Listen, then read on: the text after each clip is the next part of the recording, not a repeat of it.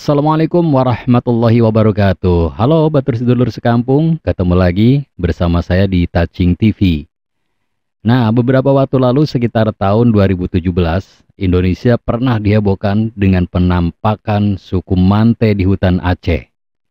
Kejadian ini terekam oleh kamera seorang rider komunitas motor trail yang sedang melakukan kegiatan touring. Video rekamannya sempat viral di media sosial seperti Instagram, Facebook, bahkan di YouTube. Di Indonesia terdapat suku-suku primitif lainnya yang memiliki populasi sangat sedikit. Tinggal di pedalaman hutan, terisolir dari dunia luar. Hidup dengan cara nomaden atau berpindah-pindah. Dan bahkan seringkali dikira sudah punah. Berikut penjelasannya. Check it out. Yang pertama, suku Mante di Aceh. Arkeolog Universitas Syah Kuala, Dr. Husaini Ibrahim MA, menceritakan asal-muasal suku Mante di Aceh. Berdasarkan literasi sejarah, suku Mante termasuk suku bangsa Melayu kuno yang diperkirakan datang ke Aceh sejak 3000 tahun sebelum Masehi. Berdasarkan pernyataan Husaini, suku ini berasal dari Champa, Kamboja. Suku yang kedua adalah suku Kubu atau anak dalam di Jambi. Suku Kubu atau yang biasa disebut suku anak dalam adalah suatu suku minoritas yang hidup di wilayah Provinsi Jambi dan Sumatera Selatan. Menurut tradisi lisan, suku Kubu merupakan orang Malau, sesat yang lari ke hutan rimba di sekitar Air Hitam, Taman Nasional Bukit 12. Mereka kemudian disebut Moyang Segayo. Tradisi lain menyebutkan mereka berasal dari Paguruyuang yang mengungsi ke Jambi. Ini diperkuat dengan kenyataan adat suku anak dalam memiliki kesamaan bahasa dengan suku Minangkabau. Suku anak dalam hidup secara nomaden, yaitu berpindah-pindah dari satu hutan ke hutan lainnya. Mereka berburu dengan meramu untuk memenuhi kebutuhan makannya. Akan tetapi, sebagian dari mereka sekarang sudah ada yang memiliki lahan karet dan lahan pertanian lainnya. Meskipun belum punah, namun kondisi suku anak dalam ini sangat memprihatinkan dan terancam. Kondisi ini disebabkan oleh semakin sedikitnya wilayah hutan untuk mereka jelajahi karena penambangan hutan yang terjadi di Jambi dan Sumatera Selatan. Penyebab lain karena Taman Nasional Bukit 12 itu sendiri setelah diresmikan mereka kehilangan hak untuk mengelola hutan. Pencemaran air sungai juga turut memperburuk keadaan karena suku anak dalam masih bergantung dengan air sungai sebagai sumber air mereka. Suku yang ketiga adalah suku Polahi di Gorontalo. Polahi yang artinya pelarian merupakan sebutan orang Gorontalo untuk suku terasing yang hidup di pedalaman hutan Baliohuto, Provinsi Gorontalo. Menurut cerita yang beredar di masyarakat, sejatinya suku Polahi merupakan yang pada waktu penjajahan Belanda dulu melarikan diri ke hutan. Pada waktu itu, pemimpin mereka tidak mau dijajah oleh Belanda. Mereka hidup beradaptasi dengan hutan. Setelah Indonesia merdeka, turunan Polahi masih tinggal di hutan. Sikap anti penjajah tersebut terbawa terus secara turun-temurun, sehingga orang lain dari luar suku Polahi dianggap penindas dan penjajah. Keterasingan mereka di hutan membuat suku Polahi tidak terjangkau dengan etik sosial, pendidikan, dan agama. Keturunan suku Polahi menjadi warga yang sangat termarginalkan dan tidak mengenal tata sosial pada umumnya. Mereka juga tidak mengenal baca dan tulis.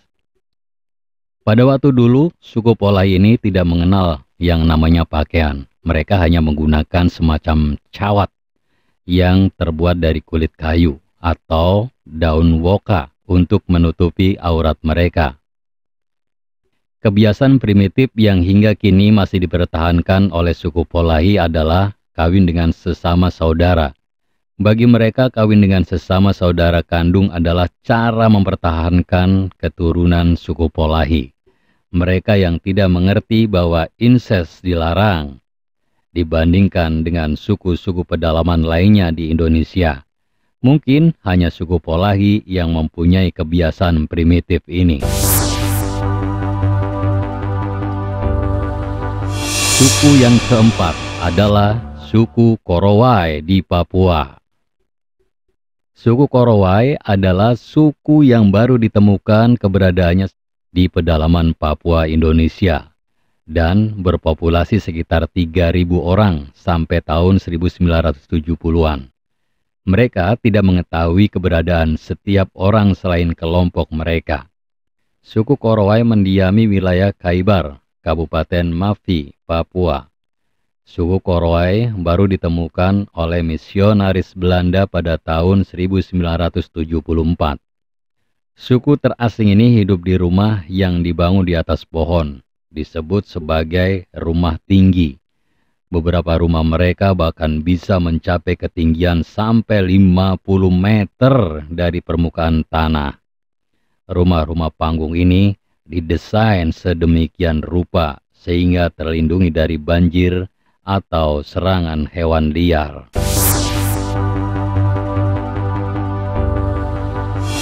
Suku yang kelima adalah suku Samin di Jawa Tengah.